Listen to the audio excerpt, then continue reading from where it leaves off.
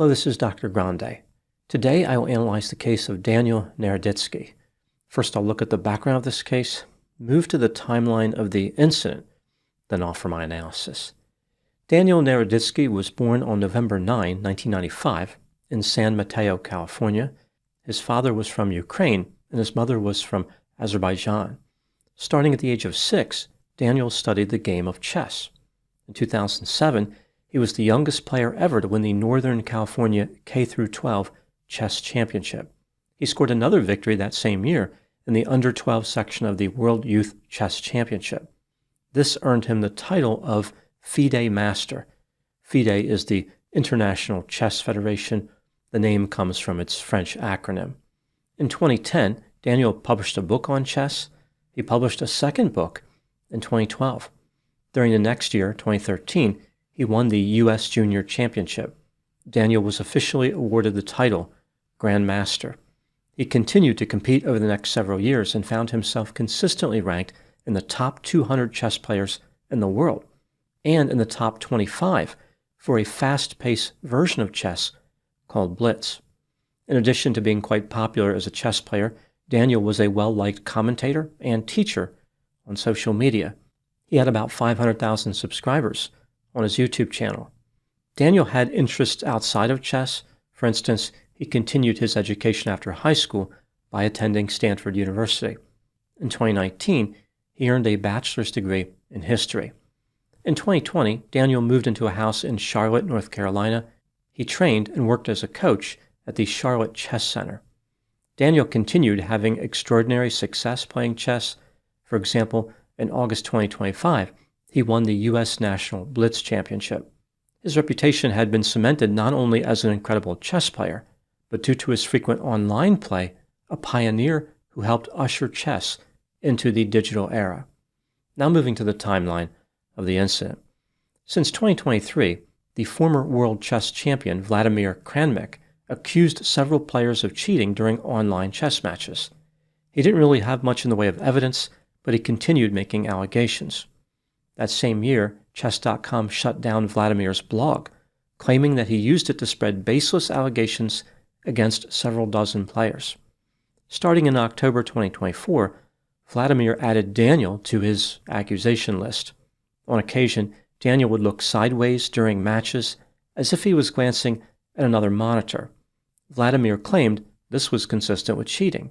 He also accused Daniel of inflating his rating by picking less skilled opponents. These allegations hit Daniel like a ton of bricks. He had a strong reaction and desperately tried to defend himself. Daniel denied ever cheating and was disgusted with Vladimir. He told anyone who would listen that Vladimir was out to get him.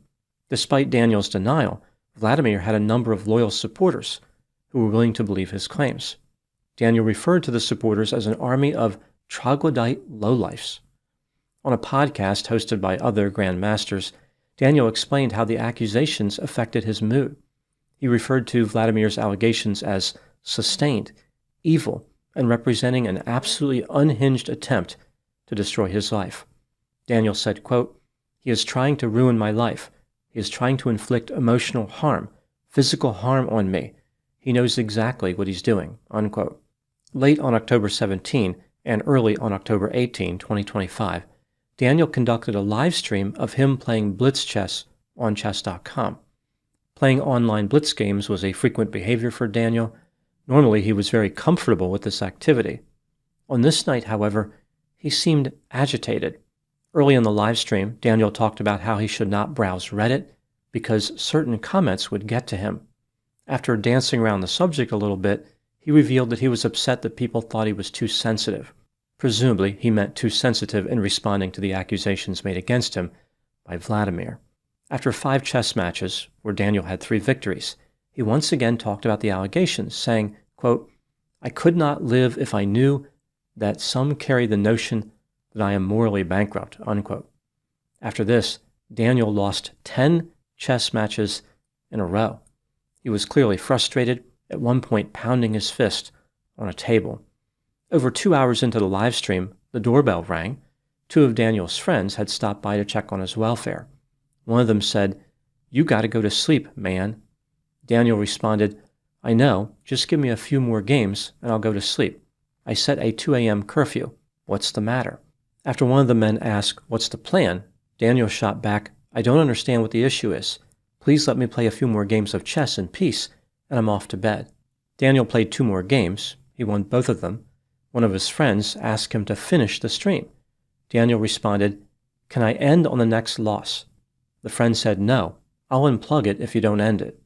Daniel said, the problem is, since the Grande stuff, I feel like if I start doing well, people assume the worst of intentions.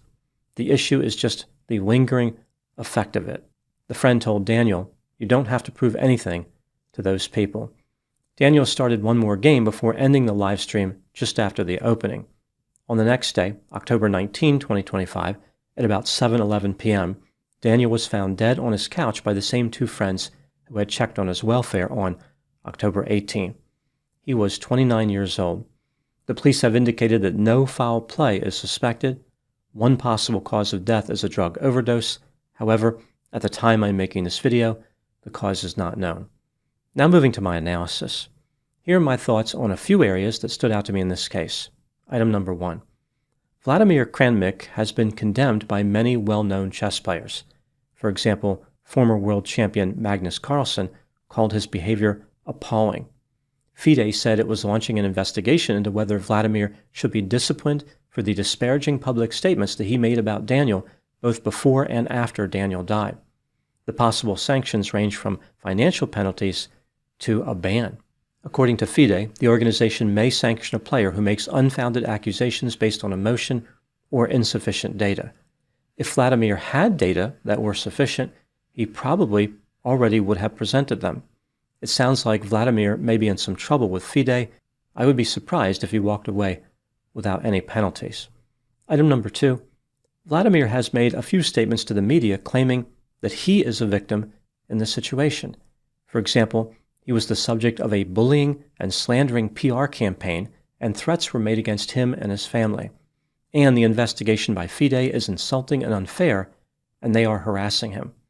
He seemed to be confused about why FIDE is investigating him at all, saying, quote, I don't understand what words they're talking about. I did not say anything bad about him, and I demand to confirm these accusations of FIDE of my unworthy words after his death with an actual quote, unquote. Vladimir posted on social media that he contacted the Charlotte Police Department and asked them to investigate the death of Daniel, providing them some additional information. He claimed that he tried to get someone to help Daniel, but people ignored his warnings. Vladimir wanted the real truth about the circumstances and cause of this tragedy to be revealed, despite all attempts to hide it. In an unusual move, Vladimir attempted to go on the offensive by claiming that all those falsely blaming him for Daniel's death will be held legally responsible. This includes him approaching the police in Switzerland to start a criminal case. This makes it seem like Vladimir does not quite understand how the law works. Defamation is civil, not criminal, and his chances of prevailing in a defamation suit are extremely low given the public record of his year-long campaign against Daniel. Furthermore, Vladimir would probably be countersued for filing frivolous litigation, which would only compound his problems. Vladimir's reaction should not be unexpected, considering he is a chess champion. One popular strategy in the game is to go on the offensive when a piece is attacked. To be fair to Vladimir, there is no proof that he caused Daniel's death, and not all his accusations were unsupported. This brings me to item number 3. When a person dies, there is often an outpouring of sympathy and a reluctance to discuss any negative characteristics the person may have possessed. This means that the accusations made against Daniel will never be fully explored. No one will know if he cheated or not. Vladimir made many unsupported accusations, but he did point out at least one behavior Daniel engaged in, which is exceptionally suspicious. During a live stream on his YouTube channel against a player with a much lower rating, Daniel mentioned that he was looking at a chess engine on another monitor. Daniel tried to explain this behavior by saying he was teaching a lesson, and he was simply checking out a move that he made earlier. He wanted to see what the chess engine recommended for the position he had been in. Even though Daniel downplayed this incident, nobody competing in chess matches should ever be looking at a chess engine. There is no excuse for that behavior. Daniel may not have been looking at the engine to cheat, but he left himself wide open to be accused of cheating. Item number 4, what do I think happened in this case? This is just a theory, my opinion. Daniel had a gift for playing chess, which was discovered during his early years. Fortunately, this gift was nurtured, and Daniel was able to ascend to the level of Grandmaster. During some of his games online, Daniel explained the logic behind many of his moves. There was no need for him to cheat. He really was a chess genius. During the COVID-19 pandemic, many people who played chess over the board, that is, in person with another player physically present, were forced to go online. This led to chess becoming popular with a new audience. Daniel became a prominent figure in this transition from over the board to online. He was well regarded as an educator and a champion. Unfortunately, online chess is dependent on the honor system, at least for the most part. Cheating is very easy and very common. One of the most popular cheating methods is to have a chess engine open on another monitor. This not only makes the best move known to the player, but the player can get that move quickly. Vladimir Kramnik was upset by all the cheating that was going on in chess. He started accusing a lot of other players. Many people dismissed his accusations as coming from a place of envy or antagonism, but that doesn't mean all the accusations were incorrect. When Daniel was caught using a chess engine during an online game, he had no good way to explain it. I don't believe that Daniel actually cheated during chess matches. In my opinion, he probably had the chess engine visible to double-check moves that he already made, just like he stated. The problem is, having the engine up showed a serious lack of judgment. Daniel had damaged his reputation, and he gave credibility to the other accusations that Vladimir was making. Vladimir had a lot of authority as a world champion and was one of Daniel's heroes. Daniel had looked up to him as a child. Daniel probably would have been better off not addressing the allegations at all, but instead, he dove into the minutiae, trying to defend himself from every little observation that Vladimir pointed out. The more Daniel defended himself, the worse he looked. He found himself playing from a losing position. Every time he made what he believed to be a brilliant move, he was faced with an effective counterattack. Much like when a knight is able to trap a queen and a rook and a fork, Daniel did not have a good choice. He was going to lose a piece of value either way, but he simply could not accept that outcome. The police mentioned that substance use was one possible cause of Daniel's death. This is an unusual thing to say if they didn't have some reason to believe it, which makes it seem like Daniel had been using substances. Perhaps the stress of his situation led him to accidentally overdose. Sometimes when a person has a tremendous intellectual gift, like being great at chess, there are deficits in other areas. Many grandmasters tend to be socially awkward. The logical nature of chess seems to extend into their relational style, making them appear aloof, cold, and calculating. What made Daniel special was how he appeared to be relatively normal socially, despite having a fantastic aptitude for the game of chess. He was actually relatable, which made him a popular and well-regarded teacher. Unfortunately, Daniel was also quite sensitive. I think he recognized this near the end, but he did not know how to address it. He knew that he was not actually a cheater, but he also knew that he would never be able to fully climb out from under the allegations. Daniel felt as though he was in the endgame and down on material. All he could do was watch an army of pawns march toward promotion. This losing position left him in a pernicious state of mind. Just like checkmate, it signaled the end of the game. Those are my thoughts in the case of Daniel Naroditsky. Thank you so much for watching. I'll talk to you soon.